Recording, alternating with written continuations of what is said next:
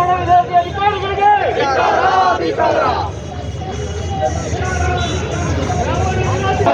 ವಿದ್ಯಾರ್ಥಿಗಳ ನೈತಿಕ ಸ್ಥೈರ್ಯ ಕುಂದಿಸುತ್ತಿರುವ ರಾಜ್ಯ ಸರ್ಕಾರಕ್ಕೆ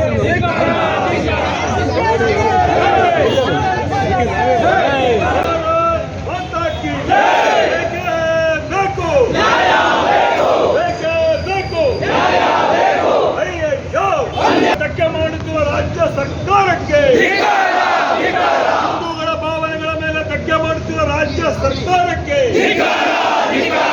ಶನಿವಾರವನ್ನ ಕಡಿದು ಹಾಕಿರುವ ಜೂನಿಯರ್ ಕಾಲೇಜಿನ ಶಿಕ್ಷಕರಿಗೆ, ಶನಿವಾರವನ್ನ ಕಡಿದು ಹಾಕುತ್ತಿರುವ ಜೂನಿಯರ್ ಕಾಲೇಜಿನ ಅಧಿಕಾರಿಗಳಿಗೆ. ಶ್ರೀನಿವಾಸ್ ಅಂತ ನನ್ನ ಮಗ ಪಾರ್ಥ ಹೆಸರು ಸೆಕೆಂಡ್ PUC ಗೌರ್ಮೆಂಟ್ ಜೂನಿಯರ್ ಕಾಲೇಜಿನಲ್ಲಿ ಓದ್ತಾ ಇದ್ದೆ. ನಾನು ಸೈನ್ಸು CET ಪರೀಕ್ಷೆಯಲ್ಲಿ ಹೋಗಿದ್ದಾನೆ 11 ಗಂಟೆ 10:30ಗೆ. ಅಲ್ಲಿ ಇನ್ವೆಸ್ಟಿಗೇಟರ್ ಬಂದು ಶರಟ್ ತೆಗಿಯಪ್ಪ ಇದು ಎಲ್ಲ ಇದೆಯಾ ಕೇಳಿದ್ರಂತೆ, ವಾಶಿಲಿಟಿ ಎಲ್ಲ ಅದು ಯಾವುದೆಲ್ಲ ಇಲ್ಲ ಅಂತ ಹೇಳ್ದ. ಹಂಗೆ ಜನಿವಾರ ಇದೆಯಲ್ಲಪ್ಪ ಅಂತ ಹೇಳ್ದ. ಜನಿವಾರ ತೆಗಿಬೇಕು ಅಂದ್ರಂತೆ. ಸರ್ ಯಾಕೆ ಅಂತ ಕೇಳಿದಕ್ಕೆ ಇಲ್ಲ ಅದನ್ನು ತೆಗಿಬೇಕು ಅಂತ ಹೇಳಿ ಅವರೇ ಬಂದು ಕಟ್ ಮಾಡಿ ಮುಂದೆ ಬರೋಕ್ಕೆಲ್ಲ ಇದು ಮಾಡಿದ್ರು, ಅದೇನು ತೊಂದರೆ ಮಾಡಲಿಲ್ಲ, ತೆಗೆದ್ರಲ್ಲ.